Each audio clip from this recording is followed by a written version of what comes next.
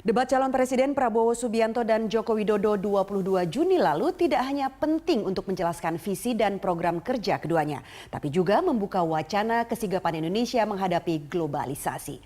Dunia yang seolah tanpa batas tidak hanya mendorong integrasi ekonomi, tapi juga memicu kejahatan internasional. Bagaimana kesiapan kedua capres kita?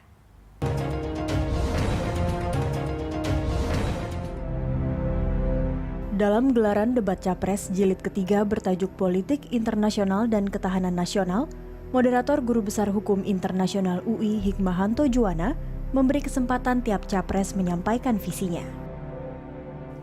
Tujuan kita bernegara adalah tentunya mencari keamanan bersama. Tetapi kemudian yang lebih penting adalah kita mencari kemakmuran bersama. Nah, karena itu politik luar negeri mau tidak mau adalah cermin dari kondisi dalam negeri. Politik luar negeri tidak akan berarti kalau kekuatan dalam negeri kita lemah.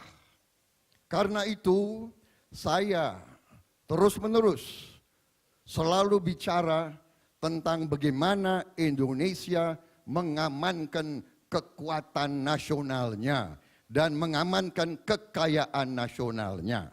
Ada 4 prioritas yang harus kita kedepankan. Yang pertama adalah perlindungan warga negara Indonesia. Ini menyangkut TKI. Dan malam hari ini saya ingin mengucapkan duka cita yang dalam-dalamnya atas kecelakaan kapal TKI kita di perairan Malaysia. Semoga semuanya selamat. Yang kedua, masalah perlindungan sumber daya alam maritim kita dan perdagangan. Yang ketiga, produktivitas dan daya saing. Dan yang keempat adalah keamanan regional kawasan. Capres Prabowo Subianto berulang kali menekankan pentingnya menguatkan kesejahteraan dalam negeri dengan cara menekan kebocoran sumber daya yang selama ini terjadi. Mantan Danjen Kopassus itu tercatat 10 kali mengucapkan kata bocor dalam debat Capres 22 Juni lalu.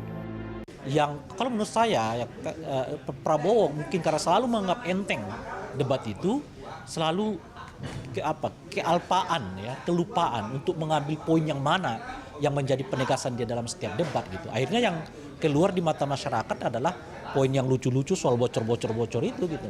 Dalam 3 kali debat ya, memang Jokowi mampu mengambil tema-tema yang langsung menjadi perhatian publik. Itu membuktikan pertama memang mereka menyiapkan diri dengan serius untuk debat-debat ini. Dia tahu bahwa dia tidak unggul di dalam orasi, tapi dia mengerti mana poin-poin yang bisa membuat dia bisa kelihatan lebih gitu. Dalam debat ketiga ini, pemilih bisa melihat lebih jelas sikap dan program konkret kedua capres. Prabowo menekankan prinsip good neighbor, sementara Jokowi menekankan konsep ketahanan nasional dengan prinsip Indonesia sebagai poros maritim dunia. Politik bebas aktif di dalam dimensi ekonomi, terlihat Jokowi mengerti benar konsekuensi-konsekuensi apa garis politik bebas aktif Indonesia di dalam mensikapi misalnya ASEAN Community, ya, juga terhadap konflik-konflik perbatasan. Jokowi lebih secara jelas bagaimana Indonesia yang namanya bebas, tidak mau terikat dengan blocking kepentingan internasional dan selalu aktif mengedepankan sisi perdamaian, persaudaraan lewat diplomasi politik yang lebih didahulukan. Ini saya melihat terlihat bagaimana substansi bebas aktif yang harus dilakukan seorang Presiden Indonesia ke depan. Ketegasan capres makin terlihat ketika sesi 2 capres boleh saling bertanya.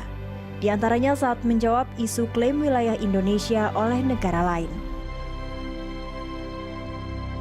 Pada akhirnya, masyarakat yang akan menilai mana yang dianggap paling memenuhi harapan rakyat. 9 Juli tinggal hitungan hari.